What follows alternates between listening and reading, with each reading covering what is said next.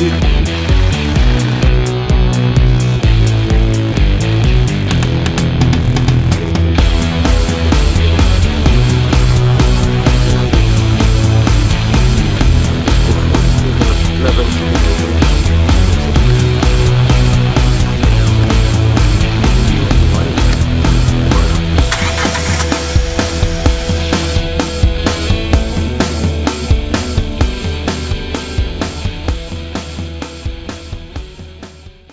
Salut à tous, aujourd'hui petit épisode sur la Ford Fiesta. J'ai l'essuie-glace qui marche mais j'ai plus de lave-glace qui sort. Moi j'ai regardé en préamont, je vais vous dire 2-3 trucs à regarder avant de changer directement votre moteur essuie-glace. Je vais vous montrer où il se situe et comment on fait pour le changer.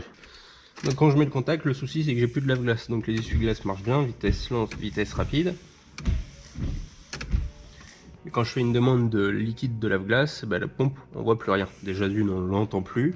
La commande est bien détectée par le commodo, hein, et bien relayée jusqu'au boîtier GEM. Mais quand j'appuie dessus, il se passe rien.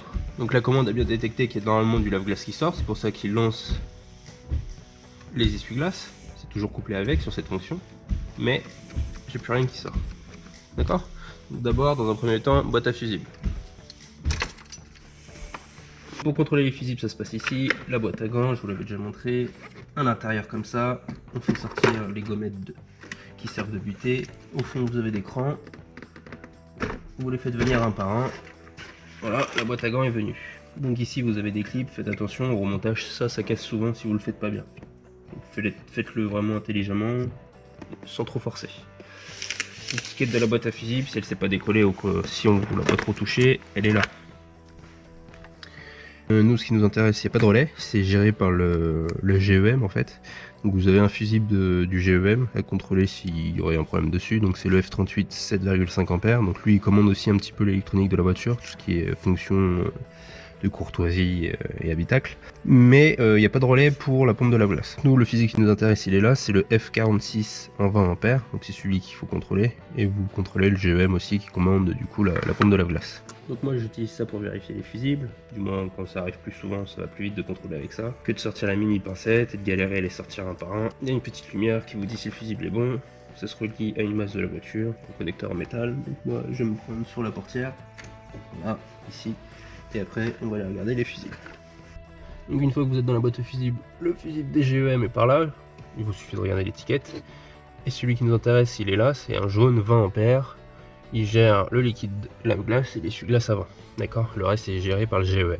Vous vous mettez sur la portière ou ici, moi je me mets souvent ici. Vous avez un petit écrou là qui est très bien. Hop là. Et après on va vérifier si notre fusible est bon à chaque extrémité. S'il est bon, le pilote devrait s'allumer.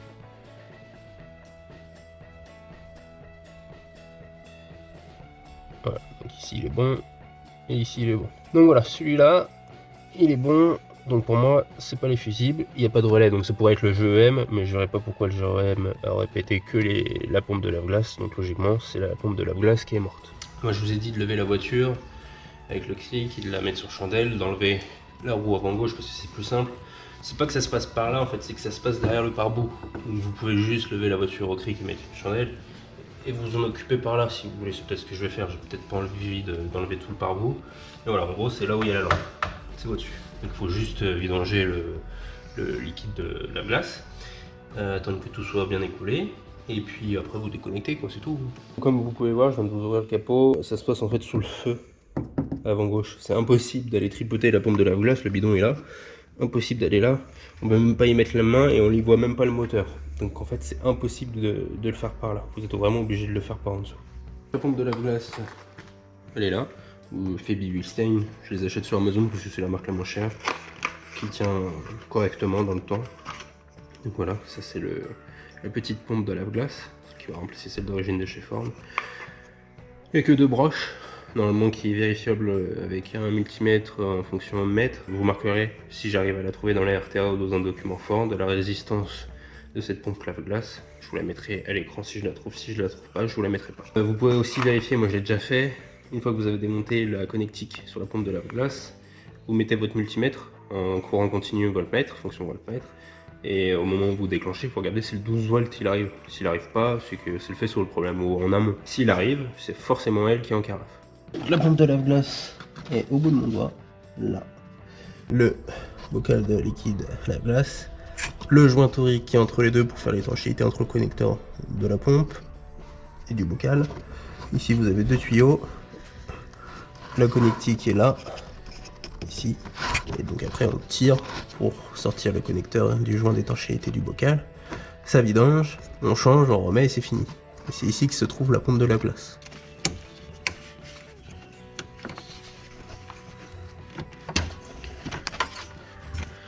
Voilà, ça c'est fait, j'ai déconnecté. Ensuite la bassine.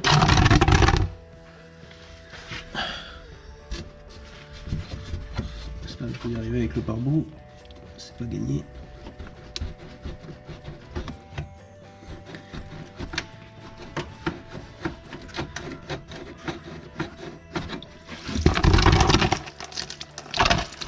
Voilà. Laissez vidanger.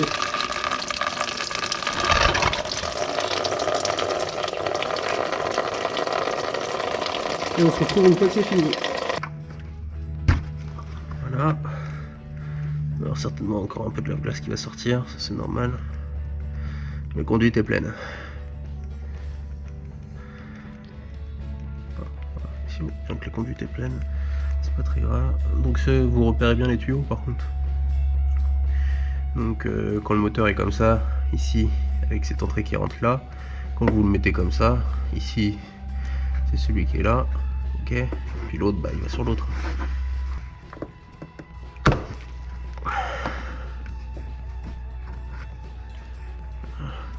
Celui-là à gauche, celui-là à droite. Et après vous sortez votre moteur. Donc là on voit bien que c'est un Ford d'origine. Si vous voulez le code, 93 BB 17K6 24 BA Doula 3M. Voilà, avec le logo Ford dessus. Allez, ça c'est bon. On ne perd pas de temps, on remet tout de suite le nouveau. On regarde bien que le neuf soit identique à l'autre. C'est bien le cas. On n'a plus qu'à remettre. Si vous avez le temps et que vous avez enlevé le pare-bout, n'hésitez pas à regarder bien le joint d'étanchéité du bocal ici, c'est plus simple. Donc nous on se remet comme on était.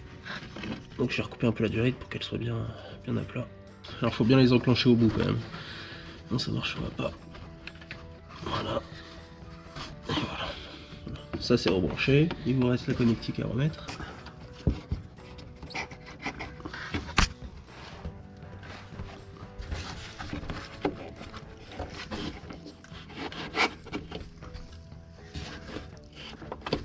Bien la clipser dans le joint, hein. Vous avez une gorge aussi dans le vase de liquide lave-glace. Il y a un endroit où elle va. Voilà. Ensuite il faut remettre notre connectique. Alors là ça va être un peu plus chiant. On peut le faire qu'à la main, faut la sentir. Voilà le petit clic. C'est un système à ressort. Dès qu'il y a le clic c'est bon. Une fois que c'est bien branché, vous essuyez un petit peu, vous regardez s'il n'y a pas trop de fuite. Vous remettez un peu de liquide pour pas que au premier amorçage elle pompe que de l'air, c'est pas bon. Le reste de la conduite va se dégazer tout seul de toute façon. Mais vous remettez un peu de liquide et après on vérifie si le bruit est revenu. Le bruit de fonctionnement normal de la pompe. Ici oui, bah c'est que le diagnostic était bon. Le changement sera fait. Vous avez vu, c'est pas très rapide et pas très compliqué à faire. Donc voilà. Regardez juste bien que c'est bien connecté. Que c'est bien étanche ici qu'on va remettre. Et puis c'est tout. Ok ? On en remet un peu déjà pour voir s'il n'y a pas de fuite.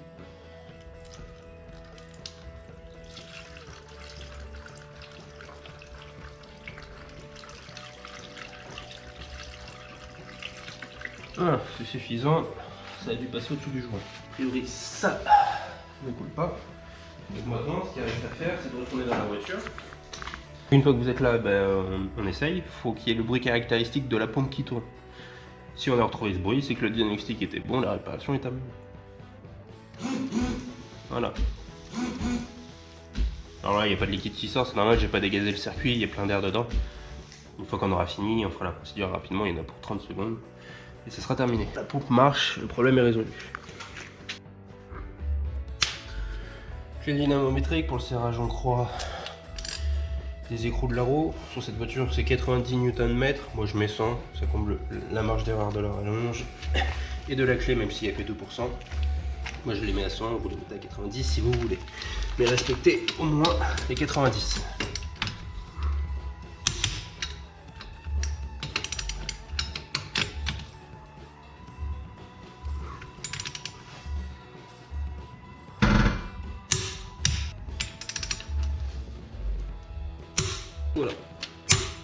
c'est bien serré.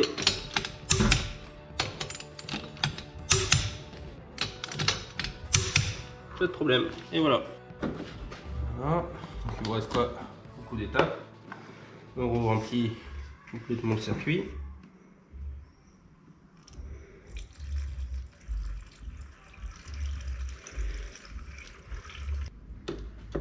Voilà. Dernière étape, il faut purger le circuit. Alors, il n'y a rien d'autre à faire que utiliser le lave-glace, la commande de lave-glace. Je relève ça, il y a une petite feuille. Hop. Donc il n'y aura rien au début, il y aura de l'air qui sera chassé, puis la conduite va se remplir, et puis la purge sera faite, et puis ça marchera comme avant. Et j'insiste bien sur le fait que si déjà vous ne retrouvez pas le bruit, c'est que votre diagnostic il n'était pas bon. Je vous ai dit, on vérifie le fusible, ensuite ça peut être le GEM qui est mort. On prend la connectique ici en mettant le contact et en appuyant sur la commande, voir si le 12 volts arrive. Si le 12 volts n'arrive pas, déjà c'est pas la peine de changer le moteur, c'est peut-être pas lui. Et ensuite on entend ce bruit caractéristique. Voilà. Donc encore une fois, ça c'est couplé avec le lave-glace, forcément. Vous balancez du liquide sur le pare-brise, il faut bien que la voiture vous mette au moins un petit coup de balai d'essuie-glace ou deux comme là. Ça c'est couplé avec, c'est fait exprès. Voilà, là ça commence à arriver. Voilà, c'est résolu. La purge est terminée. Bien, bon bah voilà la fin de la vidéo. Donc c'était pas très compliqué, ça coûte pas très cher. Je vous mettrai le lien sous la vidéo comme d'habitude dans la description. Moi j'ai pris sur Amazon parce que c'était pas cher, la livraison est gratuite et les retours sont gratuits si ça va pas. Donc vous suivez bien la procédure que je vous ai montrée dans cette vidéo, il n'y aura pas de problème. C'est à vous de faire le diagnostic. Moi je savais que mon fusible était bon, que la rive 12 volts se faisait bien au multimètre sur la connectique de la pompe de lave-glace. Le faisceau n'était pas abîmé ou quoi que ce soit, donc c'était forcément la pompe qui était morte. Moi je vous dis à la prochaine pour une nouvelle vidéo sur la Festo, sur une autre caisse. Et puis sur ce, bon week-end. Allez, ciao ciao.